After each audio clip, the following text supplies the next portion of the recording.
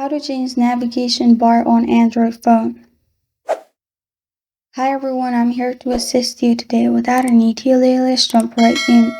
First, open settings and then go to buttons and gestures. It may be in the different section on your device. Click on buttons and gestures. Then you'll find navigation bar and gestures. Click on it. After that, you'll find all the settings for navigation bar.